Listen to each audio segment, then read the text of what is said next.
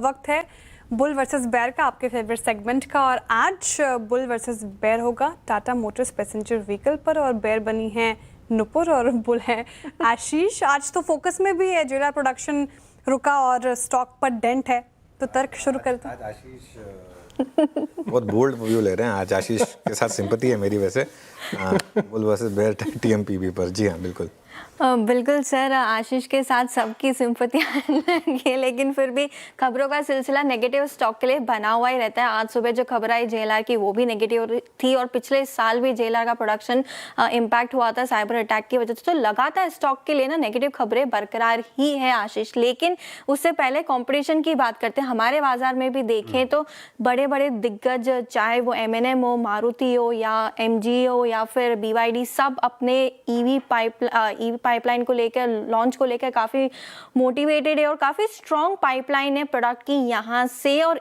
जो कंपटीशन यहाँ से बनता हुआ दिख रहा है ना टाटा मोटर्स के लिए, वो मार्जिन्स पर भी इम्पैक्ट देगा, मार्केट शेयर पे भी इम्पैक्ट देगा, और जो रेस है ना ईवी की, वो काफ़ी स्ट्रॉन्ग और काफ़ी कंपटीशन देने वाली है। ईवी सबसे ज़्यादा किसकी बिकती है? टाटा मोटर्स की। सबसे ज़्यादा हाईएस्ट मार्केट शेयर किसके पास है? सेकंड नंबर पर टाटा मोटर्स। एक समय पर मारुति के पास भी मार्केट शेयर। मेरी बात सुनो बाप, पीवी बिजनेस में टाइम टेस्टेड कंपनी है, सबसे बढ़िया मार्केट शेयर रखती है। ईवी में फर्स्ट मूवर एडवांटेज है। आपने नेक्सॉन कब खरीदी थी? मेरे पास ईवी नहीं है आशीष। नहीं, नेक्सॉन है आपके पास, टाटा नेक्सॉन, और अभी भी फेब महीने में 19,000 यूनिट बेची है। उसके बाद मारुति का नंबर आता है। मतलब कब की लॉन्च गाड़ी है, आज तक मारुति का आपने जिक्र कर ही लिया। एक टाइम होता था कि मारुति की मार्केट लीडरशिप होती थी। समय बदलता है, हर चीज का समय बदलता है। टाटा मोटर्स ने मार्केट ग्रैब किया, लेकिन अब M&M भी पीछे नहीं है। अब प्रोडक्ट लॉन्च की बात कर लेते हैं। M&M की इस साल कम से कम 5 से ज्यादा नई गाड़ियां लॉन्च होने वाली है। के भी उतनी नहीं बेच पाएंगे जितना टाटा मोटर्स बेच पाए। मैं बताता हूँ, टाटा मोटर्स की सियारा आई हुई है, पता है कितनी बुकिंग आई? 1 लाख बुकिंग आ गई है।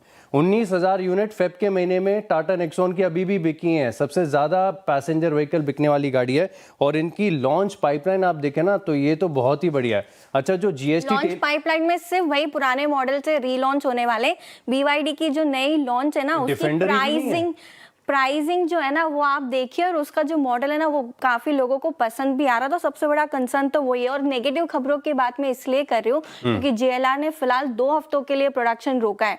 पिछली बार जब साइबर अटैक हुए थे और जो प्रोडक्शन रुका था, तो करीबन वहां पे 40% का रेवेन्यू ड्रॉप आया था। और अब इस बार अगर बातें क्यों कर रही है नुपुर, आप आगे की सोचिए ना, मैं बताता हूँ। ईवी आप बहुत बार कर रही हूँ।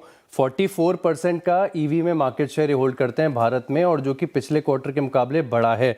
पिछले क्वार्टर में 41 था, अब 44% हो गया है। अब खास बात है कि लॉन्च की पाइपलाइन इनकी बहुत बढ़िया है। आपको पता है डीलर लेवल पर इन्वेंट्री कितनी है? सिर्फ 15 दिनों की है। लॉन्च तो तब होगा ना जब प्रोडक्शन होगा। प्रोडक्शन ही नहीं हो रहा है। इनफैक्ट आज सुबह एक ET में रिपोर्ट भी थी, जहां पे इंडियन गवर्नमेंट ने कहा है कि आप ऑटो कंपनीज को कि आप अपना प्रोडक्शन टाइटन करें। एनर्जी क्राइसिस, जियोपॉलिटिकल, वो तो होगा, तो सारी कंपनीज के लिए होगा। तो डिस्ट्रप्शन है, और जो हेडविंड्स है यहाँ पे मैक्रो वो सेक्टर के लिए भी और स्टॉक के लिए। मैं एक ही तर्क दूंगा। देखिए, अगर आप 1 साल पहले बेयर बनती थे ना, तो मैं आपकी बहुत तारीफ करता था, मैं भी आपके साथ वहीं पर खड़े हो जाता। लेकिन अब इस भाव पर बेयर बनना ना थोड़ा सा मुश्किल है। कारण बताता हूँ क्या है कि मैं एस्टिमेट्स देख रहा था। FY27 में 53 रुपीज की EPS का अनुमान है, और FY28 में 66 का। यानी इसके हिसाब से इतने करेक्शन के बाद ये स्टॉक आपको सिंगल डिजिट पी पर मिल रहा है। टाटा ग्रुप की कंपनी, बेस्ट ईवी का मार्केट शेयर, सिंगल डिजिट। फिर भी आज खरीदने वाला कोई भी नहीं है। 6 के पी पे मिल रहा है, खरीदने वाला कोई नहीं है, क्योंकि EPS का एस्टिमेट आपका Q3 के बेसिस पर है।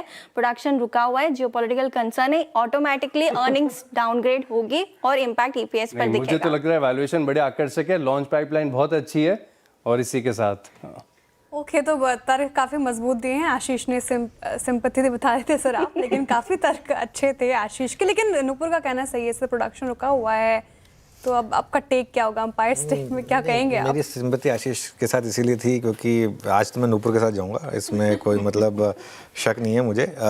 देखिए क्या है ना, टाटा मोटर्स पैसेंजर व्हीकल, और Tata Motors passenger vehicle actually अगर आप देखें, अब पहले इसका नाम सिर्फ टाटा मोटर्स था, फिर 2 अलग अलग टेक्स में हुए। उससे जस्ट पहले इसका नाम टेल्को हुआ करता था, टाटा इंजीनियरिंग लोकोमोटिव कंपनी नाम था इसका। आप तब के ज़माने से उठा लेंगे ना, टेल्को के ज़माने से टाटा मोटर्स को, टाटा मोटर्स ने कभी इन्वेस्टर्स को बड़ा पैसा नहीं बना के दिया, साइकिल्स में बड़ा पैसा बना के दिया। साइकिल्स में ये स्टॉक क्या है, ये स्टॉक 10 गुना होता है, उसके बाद 60% गिर जाता है, फिर भागता है, फिर 60-70% गिर जाता है। बेयर मार्केट में ये स्टॉक 40-50-60% तक भी गिरता है। तो इसके लिए ये उस तरीके का स्टॉक है जिसमें ना आपको अगेन, वैसे तो खैर ये मेरा व्यू मार्केट को लेकर भी है, लेकिन अदरवाइज ऑल्सो बॉटम पकड़ने की गलती नहीं करनी चाहिए।